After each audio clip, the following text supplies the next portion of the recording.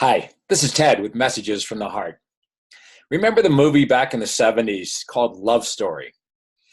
It was a very, very important movie at that time, and there is one line that everybody remembered. Remember what it is? Love means never having to say you're sorry. And I never quite understood that. I thought, asking for forgiveness, saying you're sorry is such an important part of a relationship that how could you go through it without having to say you're sorry? Does that mean you have such a connection that you have telepathy and they know exactly what you're thinking? But recently I've come to see a new perspective on the word sorry.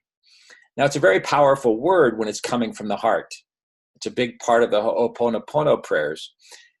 However, think about the energy when you're around someone who says, I'm sorry, pretty consistently.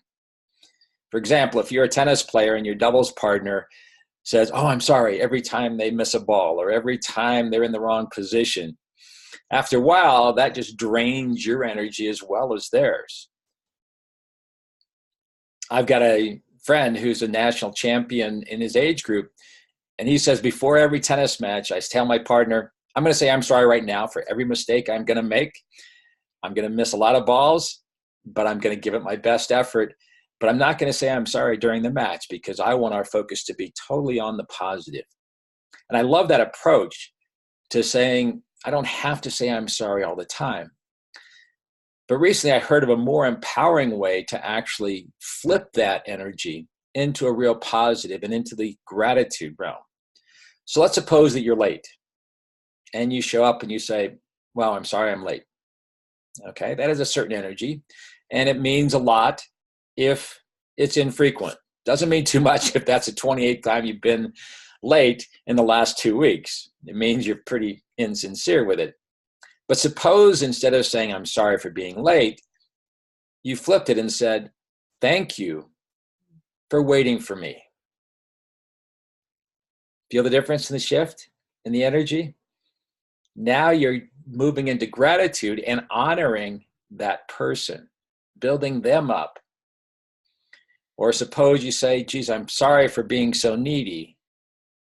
Instead, you said, thank you so much for understanding and being there for me.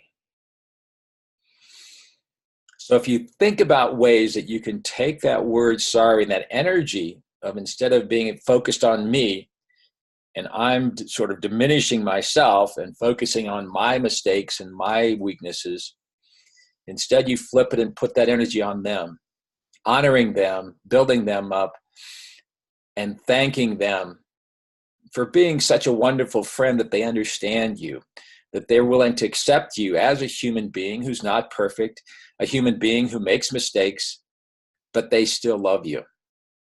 And that, I think, really is a great way to look at love means never having to say you sorry. By recognizing that you love that person so much that you're willing to overlook the human frailties and the challenges they're facing and really start to honor each other for that beautiful friendship that truly is based on love and isn't based on some perfection or ideal that you think you have to meet. We're all human beings doing the best we can here. So let's build each other up and express gratitude rather than bringing ourselves down by always thinking, oh, I'm sorry. Thanks so much for joining us.